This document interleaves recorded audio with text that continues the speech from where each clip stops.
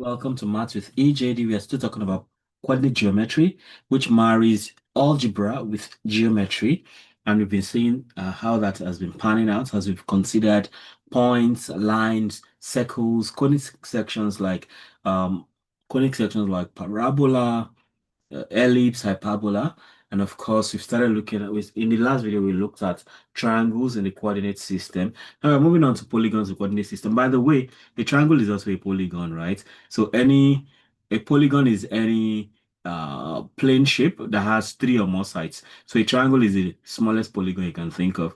So from there, you can go to quadrilateral like squares and rectangles, rhombus, and all that.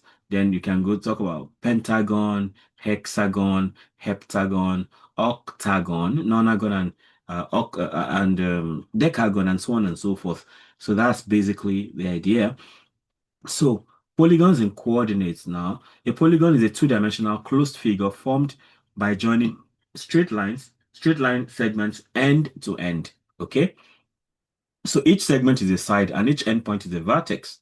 So when plotted on a Cartesian coordinate plane, each vertex has coordinates x, y, allowing us to compute key properties such as area, perimeter, and orientation using algebraic and vector methods. Polygons can be regular, equal sides and angles, or irregular, convex or concave, and are foundational in computational geometry, graphics, mapping, and engineering. Of course, a regular polygon has equal sides and equal angles. For instance, since a triangle is a polygon, so it means that the equilateral triangle is a regular polygon. Because it's all the sides are equal, and by extension, all the angles are equal. So you can have when it comes to quadrilateral, right? A regular quadrilateral would be a square because all the sides are equal, all the angles are equal. All right. So you can then move on to things like pentagon. So if you have a regular pentagon, it means that all the sides and angles are equal. Or you can have an irregular pentagon where one side is longer than another. So that's the concept there. So representing polygons in the coordinate plane, that's the beauty, that's the key thing we are here for. So polygons, for a polygon with n vertices, so of course, a triangle has three vertices. But when we talk about polygon, so it can be a triangle, it can be a quadrilateral. A quadrilateral generally is a four-sided polygon, like a square, like a rectangle, like a rhombus, and all that. So for a polygon with n vertices, you have x and I mean, there's no end to. You can have a 13-sided polygon, a 50-sided polygon. So that's where it goes as far as xn, yn. The polygon is closed, so the first and last vertices are connected. So you have xn plus 1, yn plus 1 to be exactly the same as x1 equals y1. So it's more like, imagine that I'm drawing a triangle, So we have this, I have this 1, 2, 3. So it's like I end up where I started from.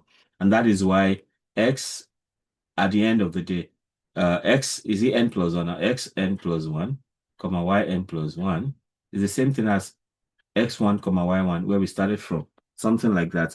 So even if it's for a quadrilateral, right? So we have this, okay, this, and this. So you come back to the same place you started from. So that's the concept this is talking about right there. Okay. So the polygon is closed. So the first and last vertices are connected. So x n plus 1, y n plus 1 is the same thing as x1, y1. So the order of vertices, clockwise or counterclockwise, affects the sign of area, but not its magnitude. So if what I did here was I went clockwise, right? I think I went clockwise. So if you go clockwise and find the area, it's different from when you go counterclockwise. That's the opposite direction. So same here. So if you go clockwise, the sign changes, but if you go, the sign is positive also. If you go counterclockwise, it's negative. So that really matters too. That's why it has to be mentioned. So the order of vertices, that means the order of vertices means maybe I have A, B, C here. But I can also choose to call it like maybe I can have A. I can also say I have instead of having that A, B, C, which is this one is called clockwise, right? I can have A, B, C. That is counterclockwise. Just like here, I can say this is A, B, C, D. This is counterclockwise. I can also choose to have like A, B, C, D. So the direction, so that or the order of those vertices affect the direction, the sign of the area, but not its magnitude. That's the basic idea there. So area of a polygon using coordinates.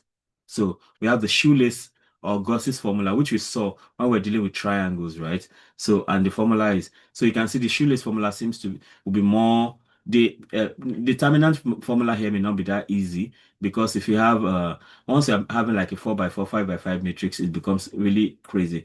So here, the Shoelace formula is better off. So the area of a simple polygon with coordinates x1, y1, x2, y2 up to x and y and is given by a equals half into summation of all I equals 1 to n of xi, yi plus 1 minus xi 1, y1. So it means you can have x1, y2, all right, minus x2, y1, then plus x2, y3 minus x3, y2. And then you go on like that until you've exhausted all the points. So this is known as the Shoelace formula because of the crisscross multiplication pattern between x and y coordinates. So you see x1, y2, x2, y3. I mean x2, y1 like that. So the derivation outline is pretty simple. So each edge forms a trapezoid where when projected onto the x-axis, the signed area of all sides of also trapezoids gives signed area equals 1 over 2 summation. I mean, exactly what we saw the other time. So taking the absolute value ensures the area is always positive. Thus, orientation determines the sign, but the magnitude represents true geometric area. So the magnitude is the value of the area, while the orientation is the sign of the area, whether the order of vertices is clockwise or counterclockwise. So let's take an example. Of course, just like you know already, a triangle is a polygon, and we're talking about polygon in coordinates. So find the area of a triangle with vertices A 2, 3, B 4, 8, and C 7, 5. Of course, you can easily use the determinant form. So you have half into 2, 3, 1, 4, 8, 1, 7, 5, 1. And that's simply half into 2, cross this out. So 8 minus 5 right here. Then come to 4 here. So that's plus minus. So you have plus. So cross this and this. So you have 3 minus 5. But because the 4 was having negative, so you can have the minus. So the sign can change to plus, and then you have 5 minus 3 instead of 3 minus 5. And lastly, you have 7. So I have 7 into cross this and cross it. That's 3 times 1, 3 minus 8. So 7 into 3 minus 8. So if you do all of this, you get, you know, you get 10.5 square units.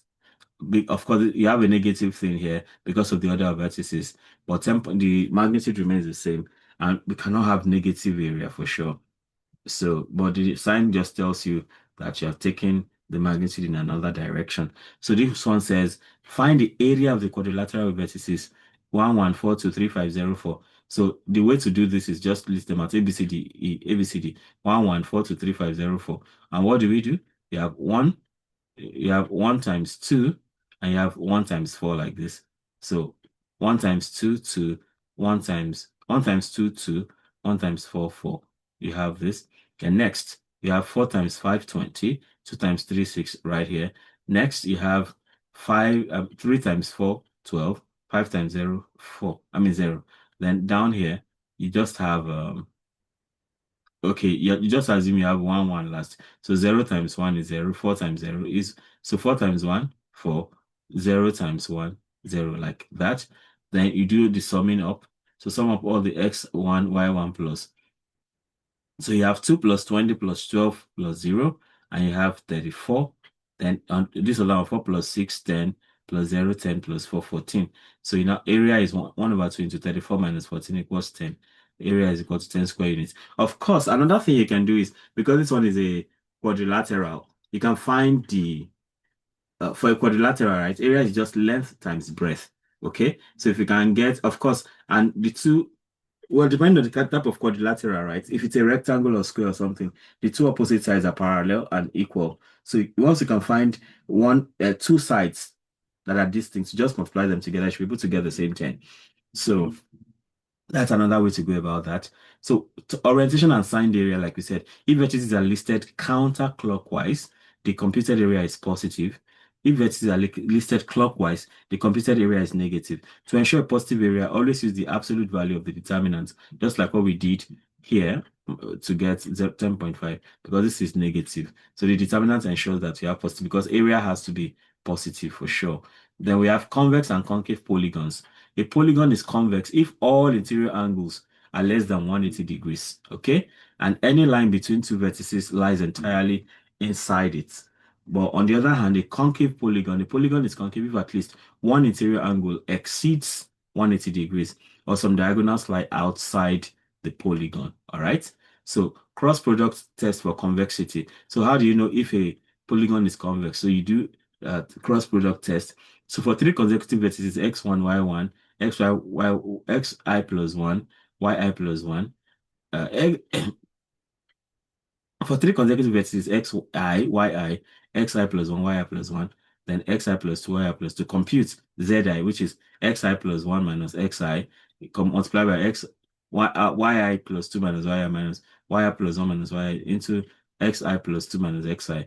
If all zi, so if you do all the zi and they have the same sign, that means they are convex. If signs differ, like maybe you have plus here, so minus there, then they are concave.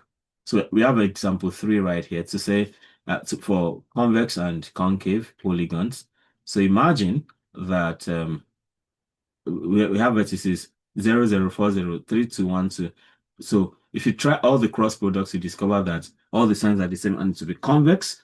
So I'm not doing the just, I'm just going through this. So concave polygon, vertices 0, 0, 4, 0, 2, 2, 1, 1. So you have mixed cross product signs, and that is concave, like that.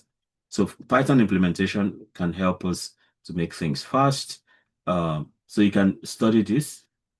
So here we're defining the polygon area. Calculate area of a simple polygon using Shoelace formula. The parameters, you have the coordinates for the parameters. So list of x, y tuples in order, clockwise or counterclockwise. That returns plus area of the polygon, length of coordinates and things like that. So that sets the place for the Shoelace formula. And then you can now calculate the area of this polygon, 114,235,04.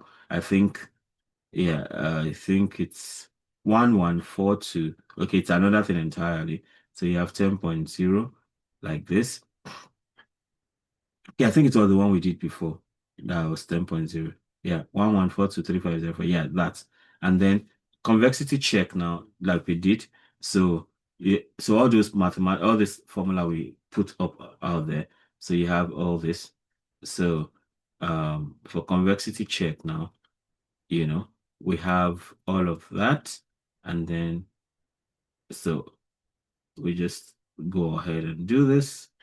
And so it tells us convex polygon true, convex polygon, concave polygon false, based on all the checks. You can see all the formula cross x2 minus x1 times y3 minus y1, and so on and so forth. So we have that. So for a polygon having 0, 0, 4, 0, 3, 2, 1, 2. So we have convex polygon is true.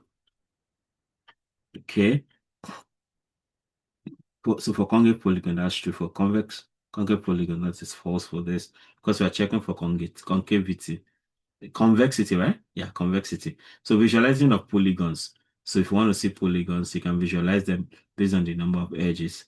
Okay. So you just find plot polygon, and then we do all the plotting. I'm not dwelling too much on this actually. So you can see we have plotted a quadrilateral here. I think I think it must be the very one we got because the area is 10, right? The area is equal to 10. So is this a square? This cannot should be this be a square? I don't think so. It's looking like a square actually. Well, we can compute using the coordinates, we can compute the length of each side. So for instance, I can even inspect this is 3 minus 0, that's 3 squared, plus 5 minus 4, that's 1 squared. Now the square root of 10. Okay, so that's root 10. So root 10 squared is 10. Okay, this is a square then. This is a square.